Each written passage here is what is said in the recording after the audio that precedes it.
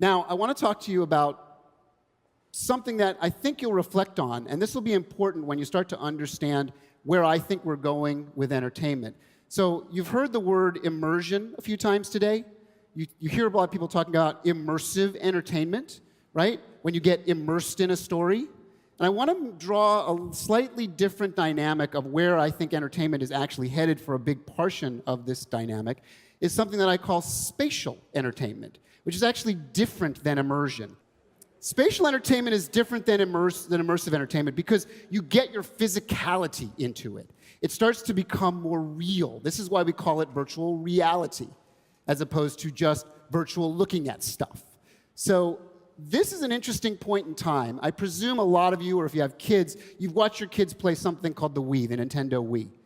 This product was much more transformational than people give it credit for, because up until then, video games were essentially use a controller and you moved around on stuff.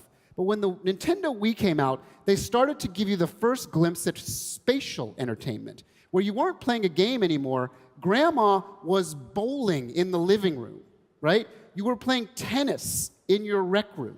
You were playing baseball. You were playing golf. You were virtualizing entertainment in a spatial way where you started to feel space. But there was still a layer that didn't fully get you there. You were watching a screen in front of you, right? And you were all wondering, when would spatial entertainment take that next turn? So that's kind of what's happening now, right?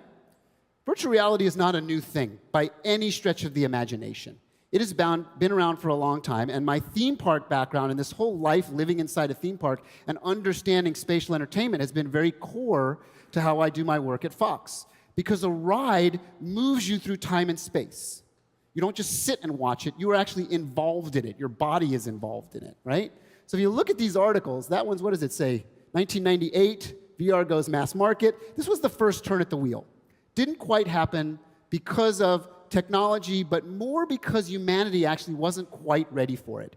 Now we're much, much closer, and that point that I was giving you about this augmented little beast that lives in your pocket, this robotic little beast, is a big part of why we are actually softened up for this. We're now ready. We're more ready to move into this type of entertainment than we were 20, 25 years ago. And this was a much more ambitious project that we worked with a bunch of different technology companies and game engine companies to make something that is a full, immersive, game-like narrative story experience. And we put it inside of a motion chair, and it became sort of like a theme park experience, except you could take it anywhere. It's now out in mass distribution for this small but growing market on all the different platforms for VR, which is the Oculus Rift, the PlayStation VR, and the Vive, and there's more coming. So people often ask that haven't had a chance to do it, what does it look like? Why do we do this? And I'm going to show you what I mean by spatial entertainment. Remember the Wii reference, and then watch this little clip, and you'll see why we think this is interesting stuff.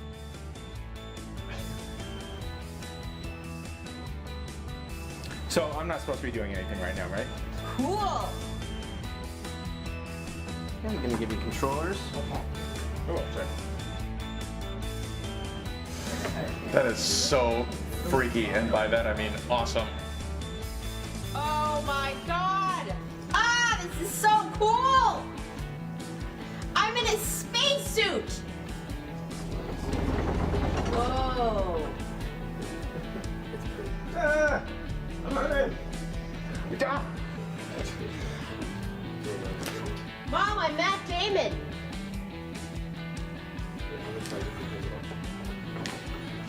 I'm really bad at this. Oh. Oh, hi. This is the most awesome thing that's ever happened to me. Glad you liked it.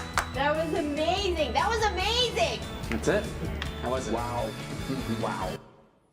Okay, so that gives you a sense. Do you see what's happening? They're not just watching it, they're living it, right? They're involved in it. And this sort of glee and joy that happens with this kind of entertainment is different than other entertainment. But we're still on the early side of this curve. We're still just a few years into this current iteration of virtual reality starting to become something, and we're using tools that are actually relatively primitive to achieve the objectives. It's going to get a lot better, and it's going to force multiply pretty quickly as we start to kind of get over these thresholds.